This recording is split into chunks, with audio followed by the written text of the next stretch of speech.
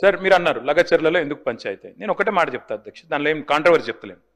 నేనేమంటున్నా సార్, ఇక్కడ సభ్యులు లేచి లేదా బయట మీరు కానీ ఏం చెప్తున్నారు? బయట మీరు ఫార్మా అంటే విషయం, ఫార్మా అంటే పొల్యూషన్ అని చెప్తారు, అందుకే ఇక్కడ వద్దన్నామని చెప్తారు. మరి అక్కడ పోయి పెడతా అంటారు. వాళ్ళు ఎందుకు ఆహ్వానిస్తారు? మీరు సంజాయించకపోతే, కూర్చోబెట్టకపోతే, మాట్లాడకపోతే, జీరో లిక్విడ్ డిశ్చార్జ్ ఉందని చెప్పకపోతే, మీకు ఏం కాదు మేము ఉన్నామని చెప్పకపోతే, మీ పక్కనే అవసరమైతే ఆడ మా లీడర్లు ఇల్లు కట్టుకొని ఉంటారని చెప్పకపోతే వాళ్ళు ఆగుతారా? అది జరిగింది.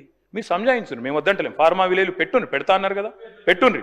అధ్యక్ష మేము ఒకటి అడుగుతా ఉన్నాం అధ్యక్ష, ముఖ్యమంత్రి గారు స్వయంగా అంటారు ఇండియా టుడే కాంక్లేవ్లో ఎల్ఎన్టీ సిఎఫ్ఓ నేను జైలేమన్నా అని చెప్తారు. ఉంటుందా అధ్యక్ష ఇన్వెస్టర్ కాన్ఫిడెన్స్? కరెక్టా అది? ఇంకోటి అధ్యక్ష, ఫార్మాసిటీ ఎన్ని యూటర్న్లు కొట్టినారు అధ్యక్ష? కోర్టులోనేమో ఉందంటారు, కోర్టు బయటనేమో లేదంటారు. ఒకరోజు ఫార్మాసిటీ అంటారు, ఇంకో రోజు ఫ్యూచర్ సిటీ, తెల్లారి ఏఐ సిటీ, ఇంకో రోజు ఫోర్త్ సిటీ. అంటే గిన్ని యూటర్న్లు ఉంటే నేను అడుగుతున్నా అధ్యక్ష, aunt you misleading the court today? మీరు ఒక్క ఫార్మా ఇండస్ట్రీ కన్నా ఒక ఎకరం అక్కడ కేటాయించినరా? దయచేసి నేను అడుగుతా ఉన్నా అధ్యక్ష, మీరు రిప్లైలో చెప్పండి. మీరే మాట ఇచ్చారు, పిసిసి ప్రెసిడెంట్గా మీరు, ఆనాడు సిఎల్పి లీడర్గా భట్టి గారు అక్కడ పర్యటించారు. ఇప్పుడే మా సబితక్క కూడా గుర్తు చేస్తూ ఉన్నారు. దాన్ని రద్దు చేస్తాం, భూములు వెనకిస్తామని చెప్పిండ్రు. ఇప్పుడు ఇయ్యా అంటున్నారు, ప్రజలు చూస్తున్నారు. సరే ఓకే, మీ ఇష్టం, అది ప్రభుత్వం మీ చేతిలో ఉంది కాబట్టి మీ ఇష్టం ఉన్నట్టు మీరు నడుపుతారు, దట్ ఈస్ ఫైన్. సరే, గ్రీన్ ఫార్మా ఉంటుంది, ఫార్మాసిటీ అక్కడనే ఉంటుంది అంటున్నారు. మరి పెద్దలు రంగారెడ్డి గారు కానీ ఇతరులు కానీ, గతంలో కోమటిరెడ్డి గారు ఆనాడు ఎంపీగా కానీ చాలా విషయాలు అక్కడ చెప్పారు. ఇవన్నీ కూడా ప్రజలు వింటా ఉన్నారు అధ్యక్ష. బట్ మీరు ఫార్మాసిటీ ఆడ కంటిన్యూ చేస్తాం, ఎందుకంటే మేమున్న నాడు ఆనాడు 8,800 ఎకరాలు నెట్ యూసేజ్గా వచ్చింది మొత్తం ఫార్మాసిటీలో.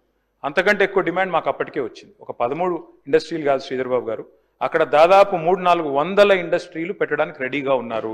అప్పటికే వాళ్ళు మాతో అంగీకార పత్రాలు కుదుర్చుకోవడానికి రెడీగా ఉండే. మీరు అప్పుడు బదనాం చేసినారు. మీరేమన్నారు? రియల్ ఎస్టేట్ వ్యాపారం చేస్తున్నారు, ఇంకోటి అని చెప్పి మాట్లాడినారు.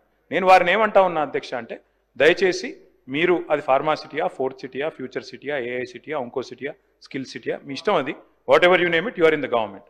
అధ్యక్ష నేను అనేది ఏమంటే అధ్యక్ష, మొన్న నేను చెప్పడం కాదు, అక్బరుద్దీన్ ఓవైసీ గారు ఇక్కడ నుంచి చెప్పారు రియల్ ఎస్టేట్ కుప్పకూలింది అని. ముఖ్యమంత్రి గారు ఎన్నికల ముందు చెప్పినారు రియల్ ఎస్టేట్ అంటేనే రేవంత్ రెడ్డి అంటేనే రియల్ ఎస్టేట్ అన్నారు. మరి ఎందుకు అధ్యక్ష ఈరోజు వేణుగోపాల్ రెడ్డి అనే రియల్టర్ ఆత్మహత్య చేసుకునే పరిస్థితి వచ్చింది? ఎందుకు ఇవాళ సీఎం గారికి లెటర్ రాసి మరీ ఆత్మహత్య చేసుకునే పరిస్థితి వచ్చింది? రాష్ట్రంలో అధ్యక్ష మీరు కూడా వికారాబాద్ జిల్లా నుంచి ఉన్నారు. నిజంగా భూముల పరిస్థితి ఎట్లుంది, రియల్ ఎస్టేట్ పరిస్థితి ఎట్లుంది నాకు తెలుసు, మీకు తెలుసు, రేవంత్ రెడ్డి గారికి కూడా తెలుసు. నేను అంతకంటే ఎక్కువ చెప్పను కానీ, బట్ ఒకటి మాత్రం వాస్తవం అధ్యక్ష, కొన్ని నెగిటివ్ థాట్స్, నెగిటివ్ పాలసీస్, ఇవాళ హైడ్రా అధ్యక్ష ఉద్దేశం మంచిదే కావచ్చు. మేము గతంలో ఈవీడిఎం అని పెట్టినాం, దాని పేరు మార్చిండ్రు, ఎక్స్టెండ్ చేసిండ్రు, దానికి హైడ్రా అని పేరు పెట్టింది. కానీ ఎట్లా నడుస్తుంది అధ్యక్ష హైడ్రా? పేదల మీదనేమో ప్రతాపం, పెద్దలనేమో కాపాడతారు. పెద్దలు ఎఫ్టీఎల్లో ఉన్న పట్టించుకోరు, ఆడ చెరువు ఆనుకొని బిల్డింగ్లు కట్టినా పట్టించుకోరు, కానీ పేదలను మాత్రం ఎప్పుడు పడితే అప్పుడు వచ్చి కూలగొడుతున్నారు. ఆఖరికి హైకోర్టు ఎన్నిసార్లు తెచ్చినా అక్కడ మాత్రం ఇది ఉండదు అధ్యక్ష, రెస్పాన్స్ ఉండదు.